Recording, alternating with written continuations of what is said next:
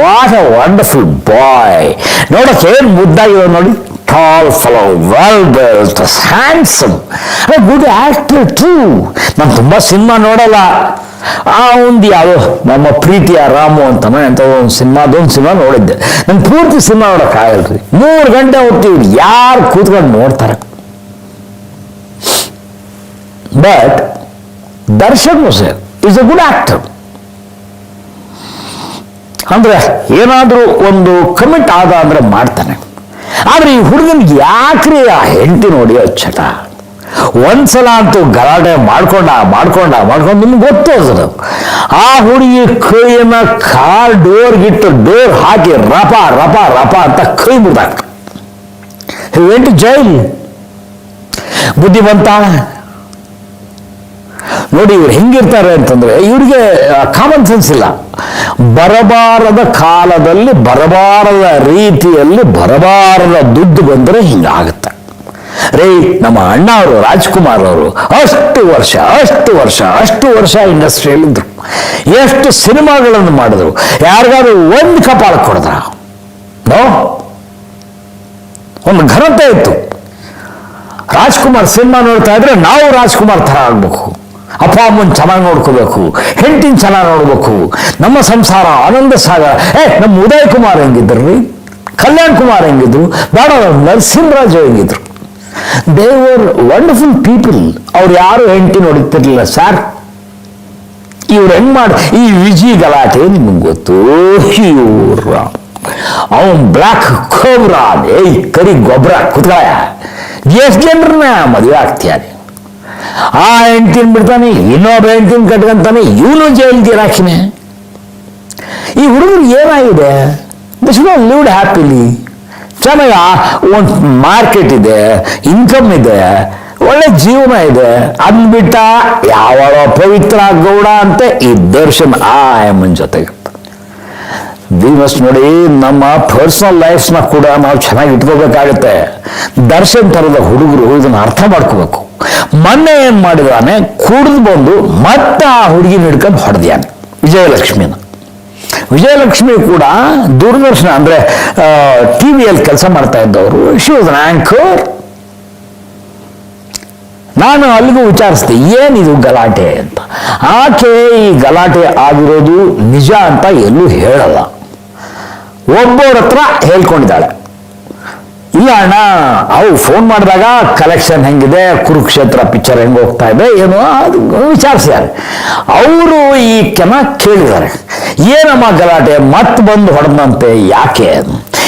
ಗಂಡ ಹೆಂಡತಿ ಜಗಳ ಅಣ್ಣ ಇದ್ದೇ ಇರುತ್ತಲ್ಲ. ಗಂಡ ಹೆಂಡತಿ ಜಗಳ ಯಾಕ್ರಿ ಬೀದಿಗೆ ಬರಬೇಕು? ಅಲ್ಲೋಗಿ ಅಪಾರ್ಟ್ಮೆಂಟ್ ಹುಡುಗಿ ನಿಂತ್ಕೊಂಡು ಹೊಡೆದು, ರವಿಶಂಕರ್ ಅಂತ ಪಾಪ ಇನ್ನೊಬ್ಬ ಆಕ್ಟರ್, ಗುಡ್ ಕಾಮಿಡಿಯನ್. ಆ ಹುಡುಗ ಬಿಡ್ಸಕ್ ಹೋದ್ರೆ ಅವನ್ ಮಂದ್ 30. Darshan, I am telling you with all love, WhatsApp ಅಲ್ಲ, ಇದನ್ನೆಲ್ಲ ಬಿಡಪ್ಪ. Don't do this. ನೀವು ಹ್ಯಾಪಿಲಿ. ಪವಿತ್ರ ಗೌಡನೋ ಇನ್ನೊಬ್ಳ್ಯಾರೋ ಮತ್ತೊಬ್ಳ್ಯಾರೋ ಯಾರ ಜೊತೆಗಾರು ಇರು, ಹ್ಯಾವ್ ಸೆಟಲ್ಮೆಂಟ್. ಈ ಪ್ರಾಬ್ಲಮ್ ಏನಂದ್ರೆ ದರ್ಶನ್ದು ವಿಜಯಲಕ್ಷ್ಮಿ ಹೆಸರಲ್ಲಿ ತುಂಬಾ ಕೋಟಿಗಟ್ಟಲೆ ಆಸ್ತಿ ಮಾಡಿಟ್ಟಿದ್ದಾರೆ. ಅವಾಗ ಇಬ್ಬರ ಮಧ್ಯೆ ಲವಿ ಡವಿ ಚೆನ್ನಾಗಿ ನಡೀತಾ ಇತ್ತಲ್ಲ, ಅವಾಗ ಮಾಡಿಟ್ಟಿರೋ ಆಸ್ತಿ ಅದನ್ನು ವಾಪಸ್ ಕೊಡು ಅಂತೇಳಿ ದರ್ಶನ್ ಕೊಡಕ್ಕಿಲ್ಲ ಹೋಗಂತ ಆಯಮ್ಮ ಜಗಳ ಆಡ್ತಾರ್ರಿ. ನಮ್ಗೇನು ಇದೇ ಕೆಲಸನ? ಪೇಪರ್ನವ್ರಿಗೆ, ಟಿವಿ ಅವ್ರಿಗೆ, ಯೂಟ್ಯೂಬ್ನವ್ರಿಗೆ ಅಯ್ಯೋ ಇವ್ರನ್ನ ತೋರಿಸಿ ನಾವು ಸುಸ್ತಾದ್ವಿ. ಒಂದ್ಸಲ ಒಂದು ಇಂಪಾರ್ಟೆಂಟ್ ಘಟನೆ ನಡೀತು, ನಿಮ್ಗೆ ಹೇಳ್ಬೇಕು. ನನ್ನನ್ನು ಒಬ್ಬನು ಸುರೇಶ ಅಂತ ಒಬ್ರು ಕಾಂಟ್ಯಾಕ್ಟ್ ಮಾಡು. ಏನಪ್ಪ ಸರ್? ನಾನು ಸರ್ ಸುರೇಶ. ಓಹೋ ಏನಪ್ಪ ನೀವು ಯಾವ ಸುರೇಶ? ದೇಶಭಕ್ತ ಸುರೇಶ, ಸ್ವಾತಂತ್ರ್ಯ ಹೋರಾಟಗಾರ ಸುರೇಶ. ಯಾವ ಸುರೇಶ? ಇಲ್ಲ ಸರ್, ನಾನು ಚಿದಂಬರ ಶೆಟ್ಟಿ ಮರ್ಡರ್ ಕೇಸ್ನಲ್ಲಿ ಇದ್ನಲ್ಲ ಆ ಸುರೇಶ. ಓಹೋ ವೀರಾಧಿವೀರ ಬಾಪ, ಏನು ಸಮಾಚಾರ? ಏನೋ ಸರ್ ಅದನ್ನೆಲ್ಲ ಬಿಟ್ಬಿಟ್ಟೆ ಸಾರ್. ಅವನ್ನೇನು ಸಾರ್ ಬೆಳಗ್ಗೆ ತಾಕೊಂಡೋಗಿ ಹೊಡೆದ್ವಿ. ಯಾರನ್ನ? ಚಿದಂಬರ ಶೆಟ್ಟಿ. ನೀವು ಓದ್ಬೇಕ್ರಿ ಅದು. ನಾನು ಯಾವ ಕಾಲಕ್ಕೆ ಬರೆದೆ ಚಿದಂಬರ ಶೆಟ್ಟಿ ಮರ್ಡರ್ ಕೇಸ್ ಅಂತ. ಇವನು ಆಟೋ ಮೋಹನ ಈ ಗ್ಯಾಂಗ್ನವರು ಬೆಳಗ್ಗೆ ಎದ್ದು ಕುಡಿದ್ರು, ಆ ಚಿದಂಬರ ಶೆಟ್ಟಿನ ಎತ್ತಾಕೊಂಡೋದ್ರು, ಅವನನ್ನ ರೀಪೀಸ್ ಪಟ್ಟಿಲ್ ರಪ ರಪ ರಪ ಹೊಡೆದು, ಸರ್ ಲಾಸ್ಟ್ ಹೊಡೆಯೋದು ನಾನೇ ಸರ್, ನಾನೇ ಸುರೇಶ, ಒಂದು ತಗೊಂಡು ದೊಣ್ಣೆ ತಲೆ ಮೇಲೆ ಬಿಟ್ಟೆ, ಅಪ್ಪ ರಾಘವೇಂದ್ರ ಸ್ವಾಮಿ ಅಂತ ಕೂಗಿದವನು ರಪ್ ಅಂತ ನಲ್ಗೆ ಬಿದ್ದ. ನಂಗೆ ಯಾಕೋ ಒಂದು ಎಡಗಣ್ಣು ಹೊಡಿತಾ ಇತ್ತು ಸರ್. ಏನು ನಮ್ಮನೆ ದೇವರು ರಾಘವೇಂದ್ರ ಸ್ವಾಮಿನೇ ಸರ್, ಇವನು ನನ್ನ ಏಟಿಗೆ ಬಿದ್ದು ಸತ್ತ ಸರ್, ಹೊಡೆದು ನಾನೇ. ಅಯ್ಯೋ ಸುರೇಶ ಯಾಕಪ್ಪ ಹೊಡಿತ್ಯ? ನೋಡಿ ಇವ್ರ ಜೊತೆ ಎಲ್ಲ ಮಾತಾಡ್ತೀನಿ, ಇಂಟ್ರಾಕ್ಟ್ ಮಾಡ್ತೀನಿ, ರೌಡಿಗಳು, ಕೊಲಗಡಕರು, ಈ ಪಾಲಿಟಿಷಿಯನ್ಸ್ ಹತ್ರ ಮಾತಾಡ್ದಂಗೆ ಅವ್ರ ಹತ್ರನೂ ಮಾತಾಡ್ತೀನಿ. ಅದಿರಲಿ, ಏನಾಯ್ತು, ಸುರೇಶ ಒಂದು ಸಿನಿಮಾದಲ್ಲಿ ನನಗೊಂದು ಪಾತ್ರ ಮಾಡಿ ಸರ್ ಅಂತ. ನಾನು ಯಾರು ಕರೆದು ಹೋಗಲ್ಲ ಸಾಮಾನ್ಯ ಸಿನಿಮಾ ಕಟ್ಕೊಂಡು ನನ್ಗೆ ಏನಾಗಬೇಕಾಗಿದೆ, ನನ್ನ ಪ್ರಪಂಚ ಇದೆ, ನಾನು ಬರಹಗಾರ ನಾನು. ಆಯಿತು ಅಂತ ಒಪ್ಕೊಂಡೆ, ಹೋದೆ. ಒಂದು ಸಣ್ಣ ರೋಲ್, ಅದು ನಾನು ಪತ್ರಕರ್ತನ ರೋಲು. ಅದರಲ್ಲಿ ಲಾಕಪ್ಪಲ್ಲಿ ಓಂ ಪ್ರಕಾಶ್ ರಾವ್, ಅದು ಇನ್ನೊಂದು ಕ್ಯಾರೆಕ್ಟರ್ ರೀ, ನೋಡ್ಬೇಕು ನೀವು. ಓಂ ಪ್ರಕಾಶ್ ರಾವ್ ಅವನಿದ್ದ, ಅವನದೇ ಡೈರೆಕ್ಷನ್. ಆ ಸಿನಿಮಾ ರಿಲೀಸೇ ಆಗಲಿಲ್ಲ.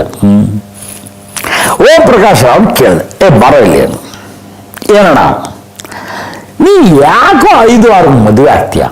ಅವನು ನನಗೆ ಆಸೆ 5 ಮದುವೆನೋ 6 ಮದುವೆನೋ ಆಗಿದ್ದಾನೆ, ಯಾಕಪ್ಪ ಆಗ್ತೀಯ? ಸ್ವಲ್ಪ ನಾನು ಸುಮ್ಮನೆ ನೋಡ್ದ, ಆಮೇಲೆ ಪರ ಕೇಳ್ಕೊಂಡ. ನೀವು ನೋಡೋದು ಭಾಳ ವಿಚಿತ್ರವಾಗಿರೋ, ಶೂಟಿಂಗ್ ಟೈಮಲ್ಲಿ ಜೇಬಲ್ಲಿ ಕಾಫಿ ಇಟ್ಕೊಂಡಿರ್ತಾನೆ. ಈ ಯಾರಾದ್ರೂ ಜೇಬಲ್ಲಿ ಕಾಫಿ ಕಪ್ ಇಟ್ಕೊಂಡಿರ್ತಾರ, ಇನ್ನೊಂದು ಜೇಬಲ್ಲಿ ಚಪಾತಿ ಇಟ್ಕೊಂಡಿರ್ತಾನೆ, ತಿಂತಾ ಇರ್ತಾನೆ, ಕಾಫಿ ಕುಡಿತಾ ಇರ್ತಾನೆ, ಆ ಮೈಕ್ ಇಟ್ಕೊಂಡು ಎಲ್ಲ ಹೀರೋಯಿನ್ನ ಬೈತಿರ್ತಾನೆ. ಅವನು ವಿಚಿತ್ರ ಹುಡುಗ, ಅವನು ಟ್ಯಾಲೆಂಟೆಡ್ಡೇ. ಇವರೆಲ್ಲ ಟ್ಯಾಲೆಂಟ್ ಇಲ್ದಿರೋರಲ್ಲ, ಇವ್ರ ಟ್ಯಾಲೆಂಟ್ ಇದೆ, ಅದ್ರ ಜೊತೆಗೆ ಈ ವಕ್ರನೂ ಇದೆ. ತಲೆ ಎಲ್ಲ ಕೆರ್ಕೊಂತಾನೆ. ನಾನು ಹೇಳಿದ್ರು ಅದೆಲ್ಲ ಮಾಡ್ಬಿಡಪ್ಪ, ಏನು ಯಾಕಪ್ಪ ಮದುವೆ ಆಗ್ತೀಯ ಅವ್ರನ್ನ? ಅಂದ. ಏನು ನನಗೆ ಅವ್ರನ್ನ ಕಂಡ್ರೆ ತುಂಬ ಕರುಣೆ ಅಣ್ಣ, ಅದಕ್ಕೆ ಮದುವೆ ಆಗ್ತೀನಿ. ಬಡ್ಡಿ ಮನೆ ಯಾರಾದ್ರೂ ಕರುಣೆ ಬಂದ್ರೆ ಮದುವೆ ಆಗ್ತಾರನ್ರಿ? ನೋಡಿ ಇವರೆಲ್ಲ ಹಿಂಗೆ ಈ ಕ್ಯಾರೆಕ್ಟರ್ಗಳನ್ನ ಸ್ಟಡಿ ಮಾಡ್ತಾ ಇದ್ದರೆ ಇನ್ನೊಂದು ಅದ್ಭುತವಾದ ಪುಸ್ತಕ ಬರೀತೀನಿ ನಾವು. ಆಮೇಲೆ ಯಾರೋ ಪುಣ್ಯಾತಿಗಿಟ್ಟು ನನಗೆ ಫೇಸ್ಬುಕ್ಕಲ್ಲಿ ಒಂದು ಏನು ಯಾರಾದರೂ ಸತ್ತರೆ ತಕ್ಷಣ ನೀನೊಂದು ಪುಸ್ತಕ ಬರೆದು ದುಡ್ಡು ಮಾಡ್ಬಿಟ್ಯಾ? ಉತ್ತರ ಕೊಟ್ಟೆ, ಹೌದಮ್ಮ, ಯಾರಾದರೂ ಸತ್ತರೆ ತಕ್ಷಣ ಪುಸ್ತಕ ಬರೆದು ದುಡ್ಡು ಮಾಡ್ತೀನಿ ನಾನು. ಪುಲ್ವಾಮಾದಲ್ಲಿ 40 ಜನ ನಮ್ಮ ವೀರ ಯೋಧರು ಒಬ್ಬ ಟೆರರಿಸ್ಟ್ನ ಕಾರಣದಿಂದಾಗಿ ಸತ್ತು ಛಿದ್ರ ಆಗೋಗ್ಬಿಟ್ರು. ನಾನು ಹೋದೆ, ಮಧ್ಯರಾತ್ರಿ ವಿಷಯ ಗೊತ್ತಾಯ್ತು. ತಕ್ಷಣ ಏರೋಪ್ಲೇನ್ ಹತ್ತದೆ. I went to Srinagar, I went to Pulwama. ಅಲ್ಲಿ ಕೂತ್ಕೊಂಡು ಗ್ರೌಂಡ್ ರಿಪೋರ್ಟ್ ಮಾಡಿದೆ ಕಣ್ರೆ. ದಿಗ್ವಿಜಯ ಟಿವಿಯ ಸಂಕೇಶ್ವರ್ ಅವರು ಹೇಳಿದ್ರು, ಸರ್ ನೀವು ಹೋಗ್ರಿ, ನೀವು ಮಾಡ್ರಿ ನೀವು ಅಂತ. ರೈಟ್ ಬಂದೆ, ಪುಸ್ತಕ ಬರೆದೆ. ಏನಮ್ಮ ಅವತ್ತು ಒಂದು ಮಾತು, ಭೇಷ್ ಬೆಳಗೆರೆ ಅಂತ ನೀನು ಅಂದ್ಯಾ? ಫೇಸ್ಬುಕ್ಕಲ್ಲಿ ಕೂತ್ಕೊಂಡು ತಲಾಟೆ ಮಾಡೋದಲ್ಲ, ನೀನು ಓದಬೇಕು, ತಿಳ್ಕೋಬೇಕು, ನಿನ್ನ ಜ್ಞಾನವನ್ನ ವಿಸ್ತಾರ ಮಾಡ್ಕೋಬೇಕು. You must be a good intelligent reader. ಬುದ್ಧಿ ಸರಿಯಾಗಿ ಇಟ್ಕೊಳ್ಳಮ್ಮ ಅಂತ ಅಡ್ವೈಸ್ ಮಾಡಿದೆ. ಆಮೇಲೆ ಫೇಸ್ಬುಕ್ಕಲ್ಲಿ ಆಕೆ ಬಗ್ಗೆ ಏನೋ ಬರುತ್ತೋ ಅರ್ಥ ಆಯ್ತು, ಅದೆಲ್ಲ ಬಿಡಿ. ನಾವು ವಾಟ್ ಐ ಸೇ ಈಸ್, ಒಬ್ಬ ಪತ್ರಕರ್ತ ಯಾವುದಕ್ಕೆ ರಿಯಾಕ್ಟ್ ಮಾಡಬೇಕು ಅನ್ನೋದು ನಮ್ಗೆ ಗೊತ್ತಿರಬೇಕು. ಒಂದು ಘಟನೆ ನಡೆಯುತ್ತೆ, ಜನ ಕಾಯ್ತಾ ಇರ್ತಾರೆ. ಈ ವಾರ ನೋಡ ರವಿ ಬೆಳಗೆರೆ ಹೇಳ್ತಾನೆ, ಅವನ ಬಾಯಿನ ಯಾರು ಮುಚ್ಚಕ್ಕಾಗಲ್ಲ ಅಂತ. ಎಸ್, ನಾನು ಅದಕ್ಕೆ ರಿಯಾಕ್ಟ್ ಮಾಡಬೇಕು. ಇವಾಗ ಬನ್ನಿ ಸಾರ್, ನನ್ನ ಆಫೀಸಿಗೆ ಬನ್ನಿ, ಯಾವ ನಿಮ್ಮ ಏಜೆಂಟ್ ಇದ್ರೆ ಅಲ್ಲಿ ಕೇಳಿ, my book Siddharth is available.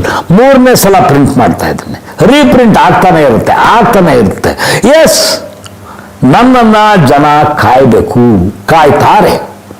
ನನಗೆ ಬೆಂಬಲ ಯಾರೂ ಇಲ್ಲ, ಜಾತಿಗಳನ್ನ ನಂಬೋದೇ ಇಲ್ಲ.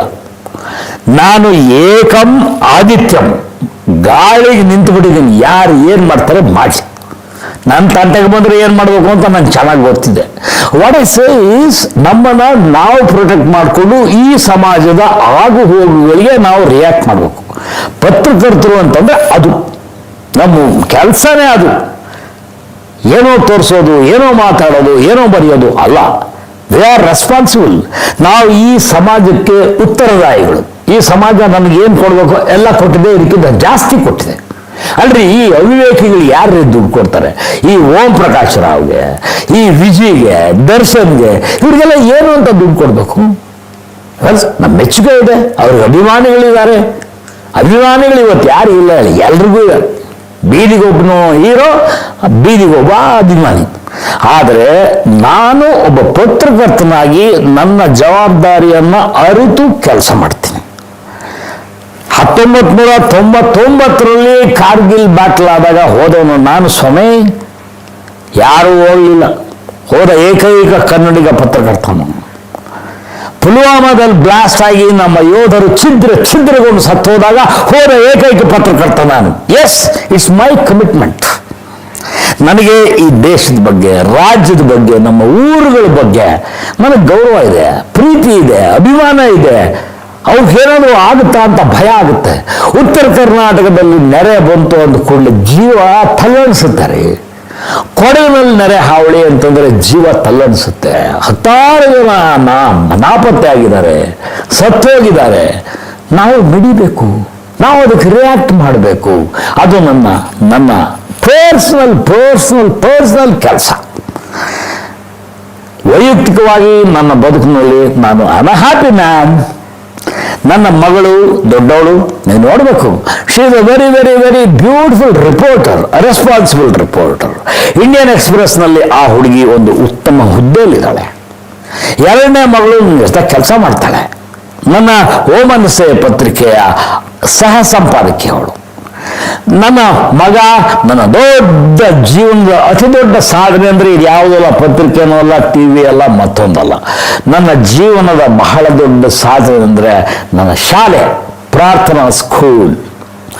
ಇಲ್ಲಿ 1 ರೂಪಾಯಿ ಡೊನೇಷನ್ ಇಲ್ಲ, ಜಾತಿ ಕೇಳೋದೇ ಇಲ್ಲ, ಅಪ್ಲಿಕೇಶನ್ ಫಾರಮ್ನಲ್ಲಿ ಜಾತಿನೇ ಇಲ್ಲ. ನನ್ನ 4ನೇ ಮಗ ಹಿಮವಂತ್ ಈಸ್ ಅ ವಂಡರ್ಫುಲ್ ಬಾಯ್. ಶಾಲೆಗೆ ಹೋಗ್ತಾ ಇದ್ದಾನೆ, ಪುಟಾಣಿ, ದೊಡ್ಡ ಕಣ್ಣು. ಅಪ್ಪ ಹಂಗಂದ್ರೇನು, ಅಪ್ಪ ಹಿಂಗಂದ್ರೇನು, ಅವ್ನು ಕೇಳೋ ಪ್ರಶ್ನೆಗಳಿಗೆ ಉತ್ತರ ಕೊಡ್ತೀನಿ. Personally I am a very happy man.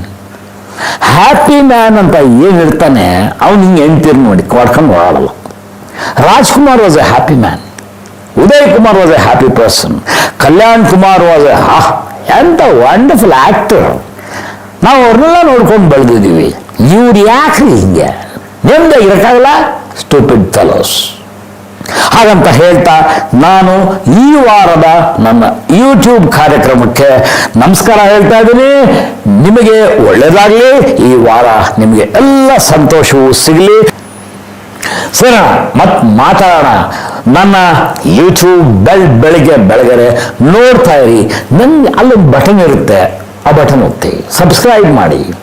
ನಿಮಗೆ ರವಿ ಬೆಳಗೆರೆ ಕಾಂಟ್ಯಾಕ್ಟಲ್ಲಿ ಇರಬೇಕು. ನೀವು ನಾನು ತಪ್ಪು ಮಾಡಿದ್ರೆ ಅವಿವೇಕಿ ಅಂತ ಬುದ್ಧಿ ಹೇಳಬೇಕು. ಫೇಸ್ಬುಕ್ಕಲ್ಲಿ ಸಿಗ್ತೀನಿ, ವಾಟ್ಸಪ್ಪಲ್ಲಿ ಸಿಗ್ತೀನಿ, ಭಾನುವಾರ ಆಫೀಸಲ್ಲಿ ಸಾಮಾನ್ಯ ಇರ್ತೀನಿ. ಬನ್ನಿ, ಮೀಟ್ ಮಾಡೋಣ. Love cup of coffee, be happy ಅಲ್ವಾ? ಬಾಯ್.